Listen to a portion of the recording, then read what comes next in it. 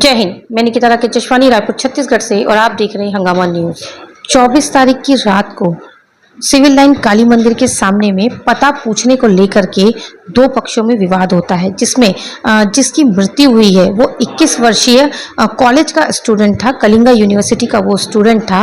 उसने दो युवकों से काली मंदिर के सामने में पता पूछा, जिसे दोनों युवकों ने गाड़ी में बैठाया, लेकिन उसे उसके पते पे न छोड़ते हुए भाटा गांव बीएसयूपी कॉलोनी तक ले आए, जहां पर उसके साथ मारपीट की, उसे लूटने की कोशिश की। उसी कोशिश में उनके हाथ में एटीएम लगा, जिसका पिन पूछने के चक्कर में उन्होंने उस नवयुवक को बेरहमी से मारा कि उसकी वहीं पे मृत्यु हो गई।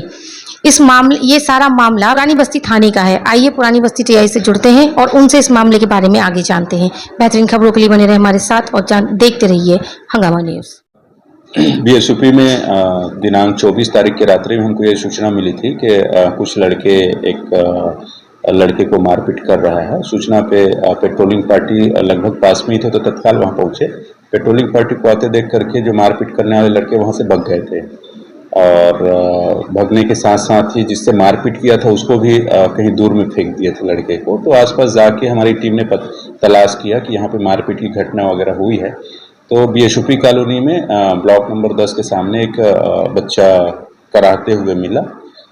उनको तत्काल 108 के माध्यम से हमने मेकाहारा एडमिट किया था, और सेकंड डे ही 25 तारीख को उसको निधन हो गया था, जिस पर लगातार हम लोग जिस पर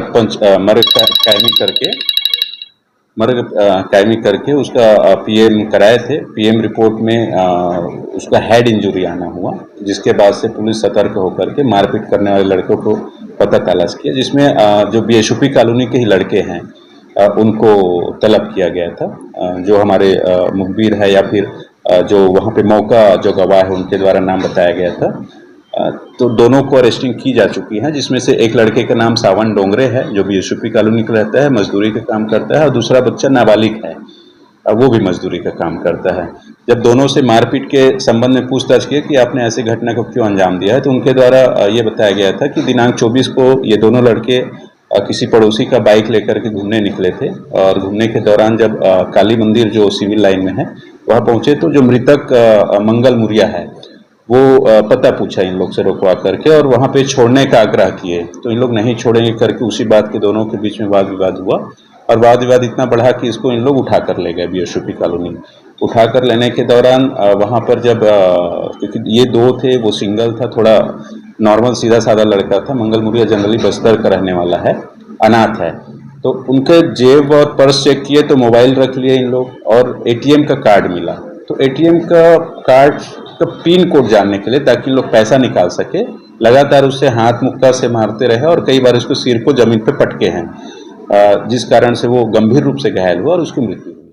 इस पे धाराएं कौन कौन सी लगी है? क्योंकि इसमें तो अपहरण भी बनता है, क्योंकि उसको उठा करके लेके गए थे। हाँ, प्रथम दृष्टया हमने 201, 302 और 234 की धाराएं लगा करके विवेचना की है।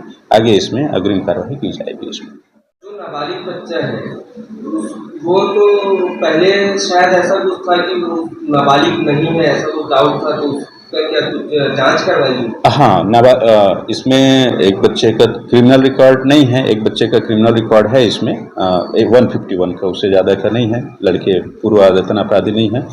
एक स्पष्ट रूप से 19 साल का लड़का है। दूसरा लड़का जो है, जो नाबालिग है, उसने अपना उम्र 17 बताया था, बट कोई साक्ष्य नहीं दिया था उसने किसी भी प्रकार का।